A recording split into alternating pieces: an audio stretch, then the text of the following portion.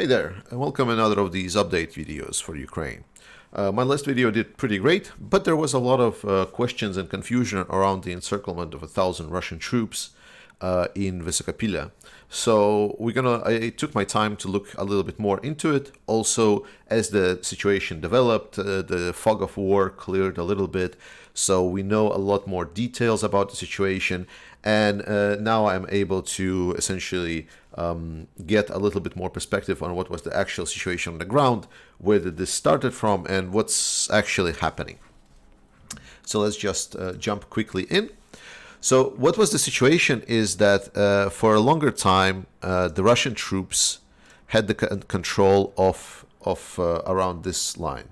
So it was along the river, and then it was along this road, and then the Olkina was controlled, and then Vesele Kapila and Potemkina was also controlled by the Russians, but it was taken some time ago. And the biggest change was the Olgina village.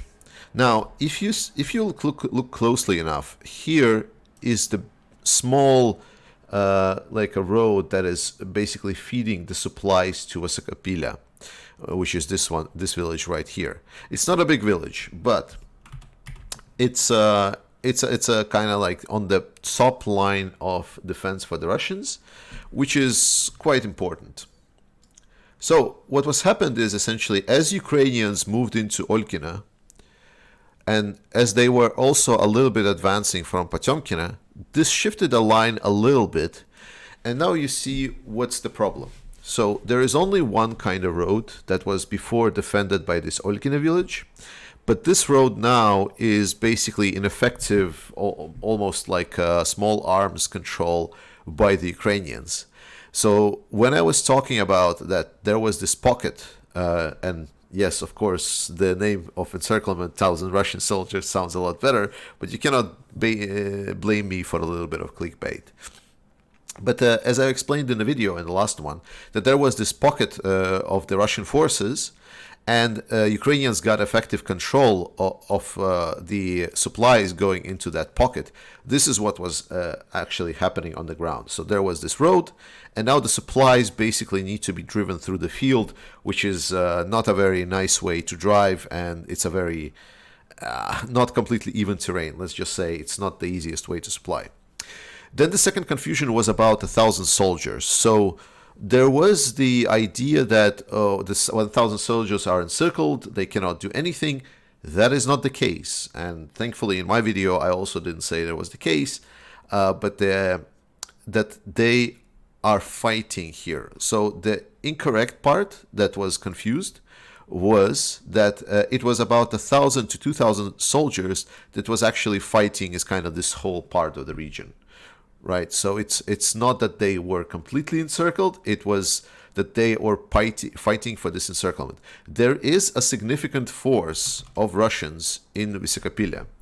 We don't know the particular quantity, we definitely know that it's not a completely 1,000 people that was made about.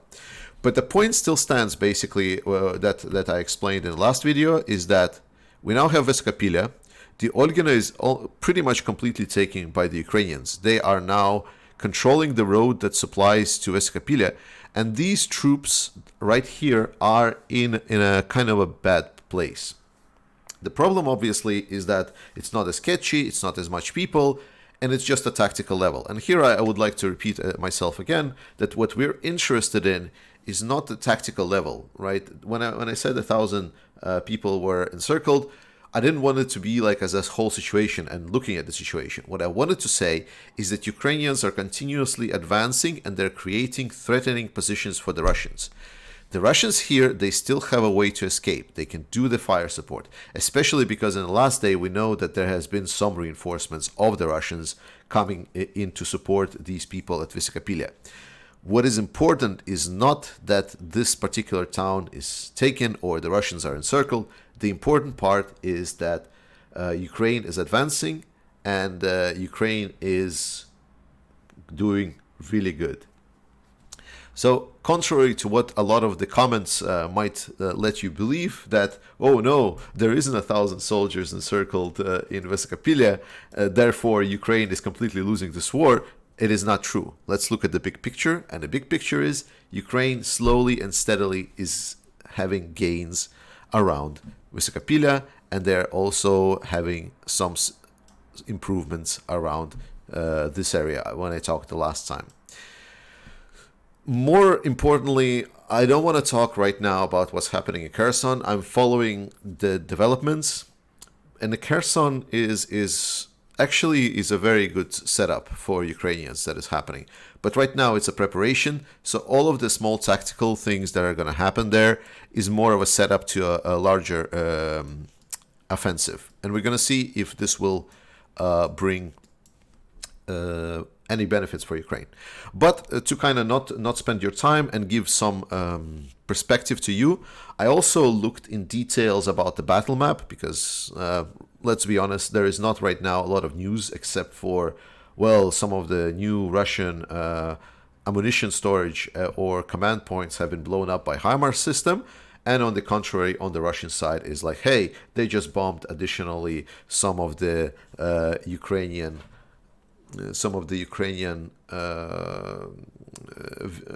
villages or cities. What was very helpful is that I understood a little bit more the situation around this area. So let's look at one by one. So here we know on a tactical level that the most important part is actually in this area. There is also this village. So this is basically from the side, and this is from the east. So this village is very nice because it allows basically to encircle this position, right? So the village itself is not that important. What is more important is this. It's a Vuhledar hydroelectric station. So this is or thermal electric station. I don't know. Basically, an electric station that is located here. So I'm wondering if I can draw this. Probably not. But yes, that's basically the goal of this small area. Gate and control of this electric station. And more importantly, this obviously allows for the road towards Bakhmut. That's the small part here. Then let's talk about Bakhmut itself. So Bakhmut is a key outpost. Its importance is not in itself, right, that it's Bakhmut. Bakhmut is a key point towards the Slovyansk and Kramatorsk, this outline, this chain of cities. And so Bakhmut is basically the gateway, you can call it the gateway town for east advancements on Kramatorsk and Slavyansk. Why is east advancements towards Kramatorsk and Slavyansk important? Is because there is no kind of easy approach beyond Bakhmut, right? Because it's very complex terrain around here. There is a lot of lakes, there is a lot of forests, and a lot of the experts are saying that in order for the Russians, remember, Russians still have a lot of supply issues. They need the roads, they need the railroads to continue advancing, right? So we definitely require, basically, you can look at the map and say, well, they can just walk through in a straight line, right, towards Kramatorsk. But that's unfortunately is not how Russian military is making their offensive, and that's not how they are trying to advance. So we should be looking at the big roads, like this one, highways, and we should look at the railroads, how they're connecting. And with that connection, we know that Bakhmut essentially allows finally advancement towards the Kramatorsk. On Slavyansk, it's kind of the same situation, but for the longer time, I told you that the Izium direction was kind of the main parts of the attack. But let's look why they haven't really been having a success on advancement forward, because we see that there is a main road that they want to advance upon, but why they haven't advanced so far. Well, the most important part here to say is that obviously this village is a big fortification, but there's also these lakes that are basically creating a significant bottleneck for the Russians to advance towards this. So because Ukrainians know that they want to use the road, and then the other road is basically around the village where they are having the very intense, I wouldn't say urban because it's village, but they are stopping the Russians essentially from advancing in that village. And this has turned, like, and you see also there is like a forest line which is kind of hard to go through fast if you need supplies and so on. So this creates very big bottleneck for the Russians to get through.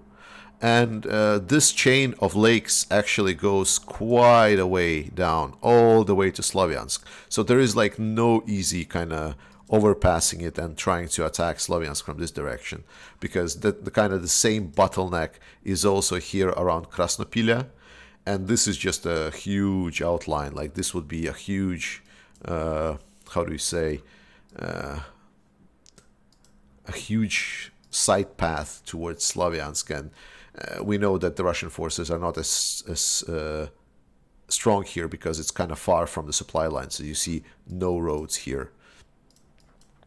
So Sloviansk, attacking Sloviansk from the north side is just very, very difficult, as well as trying to cross, like, well, you see, it's not really one river. This is like a whole nightmare of lakes and rivers around this area. So it's very hard to attack Sloviansk from that direction.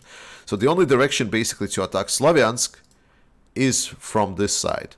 And that is why there is right now such a huge resistance around Seversk. And around Seversk, obviously there is like some urban settlements. There is also some lakes that's being used.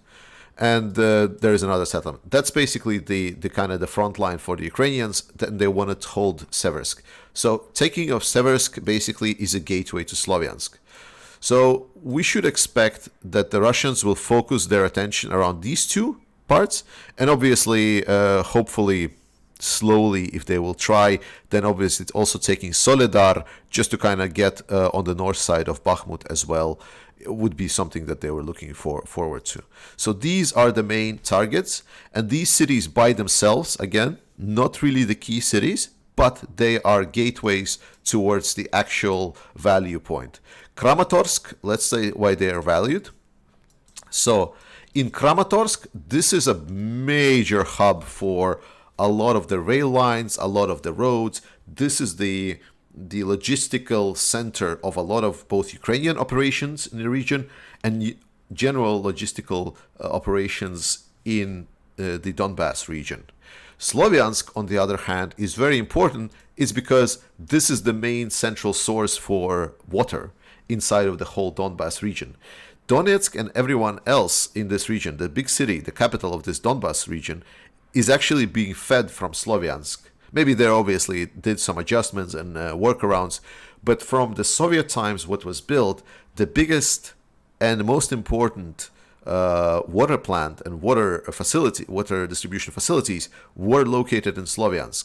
So the Russians, if the Russians want effective and efficient control of Donbass, they need Sloviansk for water, and they need Kramatorsk to have efficient logistics and then move forward. These two cities basically start opening the further advancement possibilities for the Russians if they wanted to. But unfortunately, Russians are not having big success. They basically still are stuck on all of the other directions, and Ukraine is doing pretty good job. So I hope there was not a lot of news with this update, but I hope at least a clear understanding of what's the targets and why are there the targets for the Russians, and also clearing up the situation with the semi-encirclement of the 1,000 Russian troops were good enough. And I'll try to give a more on the situation update next time, so when we're going to have a next video. Stay safe, support Ukraine, love you.